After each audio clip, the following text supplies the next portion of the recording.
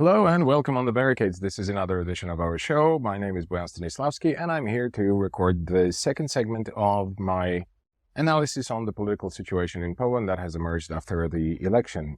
After the parliamentary elections were held on October 15th, in the previous segment I explained why do I think, or partially explained why do I think the elections were not really a significant political events. And we will see, of course, what is going to follow, how things are going to unfold. But for now, there are no indications for it being of any significance whatsoever. I explained that the most important vectors of Polish politics in general are not going to change. I do not quite understand, or maybe partially I do understand that, provided how Western media depicted the Polish opposition suddenly became the hope of the progressive Europeans for things in Poland to gradually get better. I said that many times on this program and on many other channels, by the way. The Polish opposition is a far cry from the way it is presented in the corporate media, especially in the West. If anyone thought that something is going to change in a very major and profound way, I have bad news for you. Nothing is going to change in that way. There are going to be some cosmetic changes, for sure, but the only thing that could potentially change in a way that we're going to see and we're going to somehow feel the effects of that is the relationship between Poland and the EU. Donald Tusk, who is most likely going to become the next prime minister and is going to be heading Polish government, he has got a very cozy relationship with the EU. So I would say this is a kind of logical assumption that we can make here. But apart from that, are you really anticipating that there's any chance that the vector of Polish foreign policy could change with regard to Ukraine, with regard to Israel, with regard to China? With regard to the US, of course not. If anyone believes that, then I have, or what can I say, good luck with your expectations. And as I said in the previous segment, I have broken down the situation in Poland, or my explanation of the situation in Poland, into a few statements and a few questions that either were raised in the comment section below our videos, or I got messages via our Substack account or via email that were asked, and statements also that were made by the corporate media. So I think that I'm going to continue questions and statements. And just to remind you, I adopted this modality in order to be able to not so much describe the entire political situation in Poland, because that would involve a lot of history and many nuances. I'm not sure to what extent people would be interested in that. If you are, then please let me know in the comments down below, and we can have a session, like 1 hour session or 90-minute session about the situation in Poland. And I will gladly respond to any questions that are posed. But thus far, I think it should suffice to explain what is being gotten wrong by the international community or by Western politicians that are regarded as progressive, or by the corporate media about the situation in Poland. But the next question that I'd like to address is the following: has now democracy been restored in Poland? And I've heard that question, even people in Poland asking that, which is even weirder than I would expect. But yeah, in fact, that's the case. Like people in Poland, those who are staunch supporters of the opposition, that can see what they do on various anti-social platforms, and they are really trying to comfort each other because they behave as if some kind of major trauma has captured them, as if they operate in some kind of very dark realm of very dark forces that have somehow exploited them or even tortured them or something. They really behave like they are going through some kind of PTSD episode or something similar. And they do comfort each other, going, yes, democracy is now being restored. We only have to wait until the new government is formed, until law and justice is pushed out from power completely and totally obliterated and stuff like that. And don't laugh. Some people do believe that law and justice are going to be obliterated. They're going to be made illegal, that they're going to be somehow disintegrated. And there even are intellectuals in Poland I could quote a professor of psychology from the Warsaw University, which is the biggest university in Poland. I think his name is Mikołaj Górecki.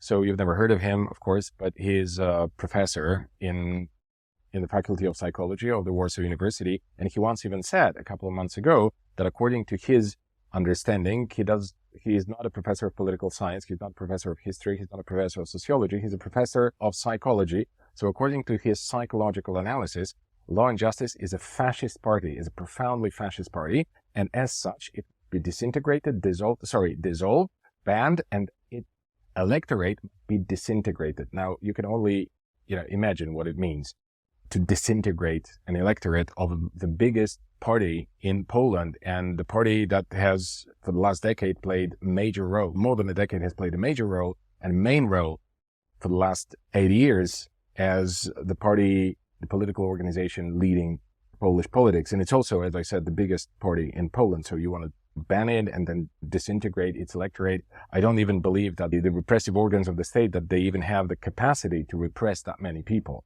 to the extent that they become disintegrated again, whatever it means. But anyway, I mentioned democracy because, not because of the many anecdotes that I could tell you about the situation in Poland and about the way people perceive either this victory of the opposition, technically speaking, victory of Law and Justice because they came first. But then the three coalitions that are going to form one mega coalition now, most likely, are going to take over from Law and Justice, and the head of the government is most likely going to be the leader of the Civic Platform, Donald Tusk, whom I discussed briefly in my previous segment, but also many times I discussed it here with my colleague, Dr. Maria Czernak, who is the usual co-host of the show.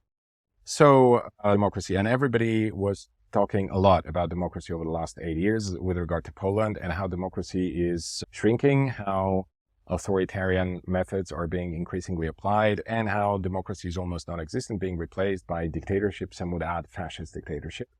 And of course, we should dismiss that. First of all, it's not true that there have been any, or maybe let's put it that way. There is no evidence that, or maybe let's put it that way.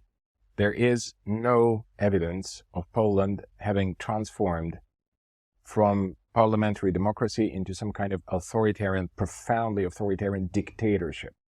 Okay, there are some authoritarian tendencies. They have always been here, and they have been here not only for the last 8 years, but for the last, for sure, since 1989. Before 1989, the Polish People's Republic was a repressive state to a large extent. So yes, obviously, authoritarian tendencies there. And before that, Poland was run by a semi-fascistic, fascist-leaning, borderline fascist dictator, Józef Piłsudski, since 1926 until 1939. Not until 1939 exactly, because he died in 1935, but then his followers, they kept up the dictatorship, which was a very brutal one and was nearing the kind of fascist concept, fascist architecture of power and organization of society that it was definitely modeled on. And before that, there was this brief period of some kind of parliamentary democracy between 1918 and 1926. So we're talking about 80 years, and those were the beginning. That was the decade when the Polish modern state was established, and I think it's really difficult to speak of any kind of democratic tradition that could have been upheld either after 1926 or after 1939 or after 1944 or after 1989. I think it should all just be dismissed. There is no democracy to be restored. There were some attempts to establish some kind of democracy. Most of them have failed after a relatively short period of time. And now I would argue that the Polish democracy has survived for quite a long time, because we're talking about 1989 when, the changes began, and now it's 2023. So we're talking about over 3 decades. That's a really good score, I'd say. And I don't understand why would anyone say that Polish democracy was at any moment taken away. There were, as I said, authoritarian tendencies, and they were not unique to Law and Justice. So again, I think this is a fair question. When was democracy taken away? Some would argue that democracy was taken away from people when Law and Justice hijacked the Constitutional Tribunal. Well, it did hijack it, and in fact, it kind of turned it into, yet another arm of the ruling party. And that was, of course, something illegal, and that was something criminal. But criminal things are not necessarily undemocratic, and criminal acts, they are punishable according to law, and it doesn't have to do with democracy. And of course, certain criminal deeds in the sphere of politics, they could endanger democracy, but now that would have to be some kind of ban on voting, maybe, or some kind of very strong interference as to which we could have very strong suspicion that it could reflect on the election result. That would be endangering democracy. We haven't had anything like that. And the only democratic impulse that is out there is, in fact, the election. That is the only democratic mechanism that is fully embedded and can be fully executed by the people eligible to vote. So that has never been endangered. There was one moment during the pandemic when they were trying to figure out a way to organize election that would not involve people going to voting stations.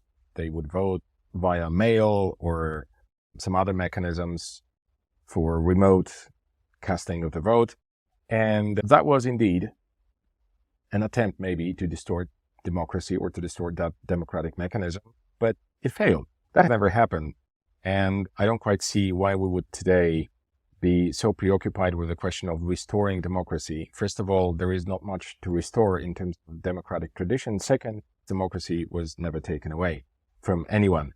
I think it's just a kind of hysterical approach to certain deeds that are part of Law and Justice's legacy that have for sure bypassed some of the institutions of the state, the role of which is clearly described in the Constitution. Many political actions that are not in line with the Polish Constitution were for sure taken. And many things which are not in line with the Polish Constitution indeed happened, but it doesn't mean that democracy was threatened in any kind of way that would justify this kind of hysterical approach, particularly of some of the opposition circles. And I think I can understand why it was a problem for the corporate media and why the corporate media decided to go with that narrative. First of all, because it resonated with certain emotions on the part of the Polish opposition. But second, I think they didn't really have any other option to go against Law and Justice. And obviously they felt that this is the way they have to go because the European Union, or let's say European Union leaders, don't like Law and Justice is somehow against certain set of values that is now being promoted as progressive or liberal or something like that. And this is why they had to discuss this matter as if democracy was attacked somehow. And of course, democracy was not attacked. Many things, many people, many social groups, many ideas were attacked viciously and brutally, but democracy was not attacked.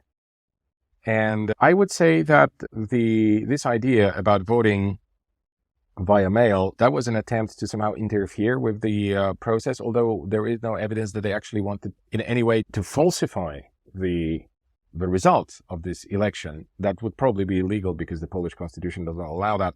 But anyway, even if they had pushed through this idea, I don't believe that in any way it is correct to actually describe it as an act of attack against democracy. That would be some kind of interference, but it doesn't necessarily mean that they wanted to distort the results, especially that the results at that moment would have been very favorable for them, and that would be admitted even by pollsters which are very favorable to the opposition at the time.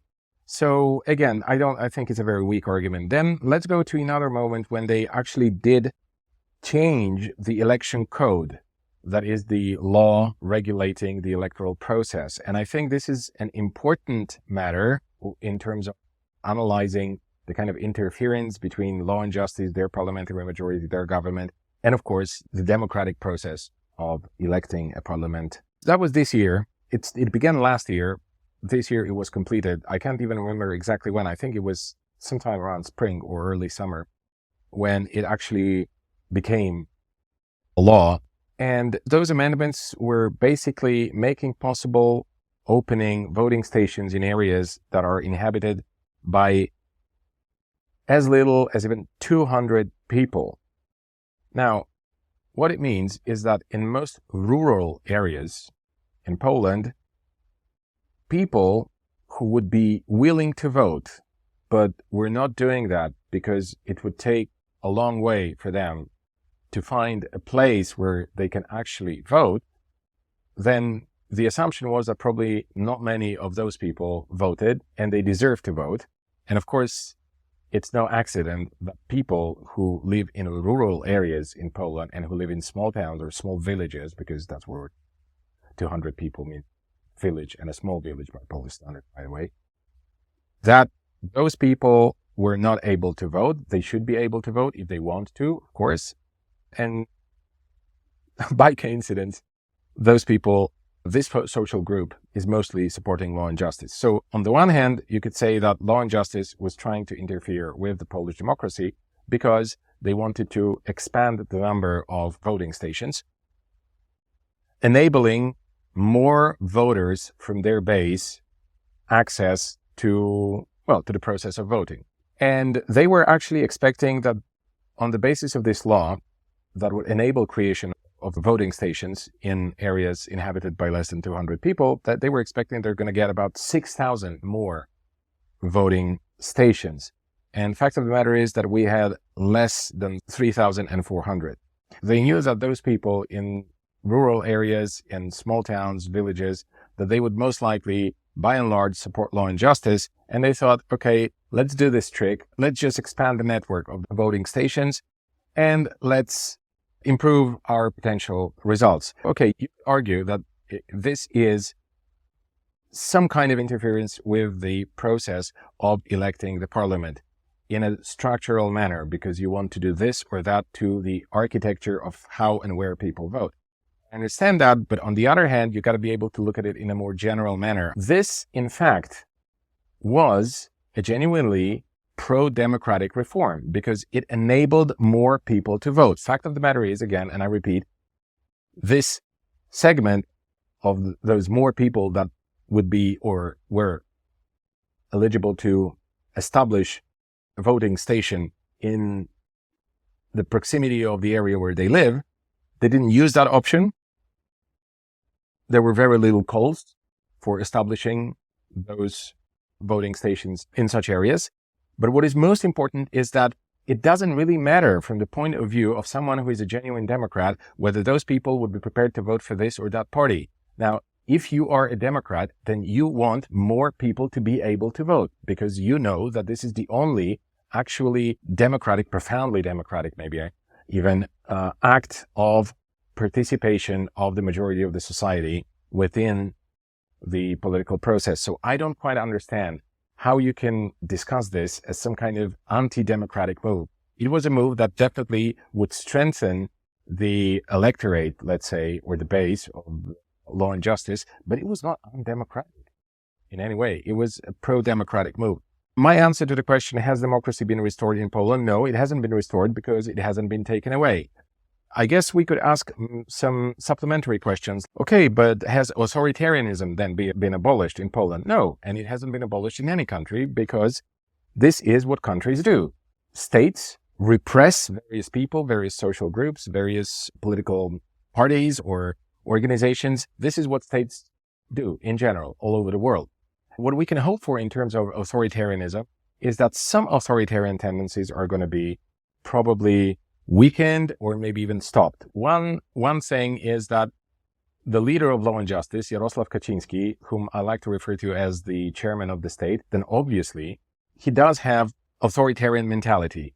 He would like to be a dictator. He was, in fact, a dictator of the internal process, one could say, of the internal political process in Poland, but it was not a dictatorship that would, prevent the opposition from doing what they can do according to the law. This was not a kind of authoritarianism that would be overwriting some legal prerogatives or of this or that party. That was a completely different type of authoritarian rule.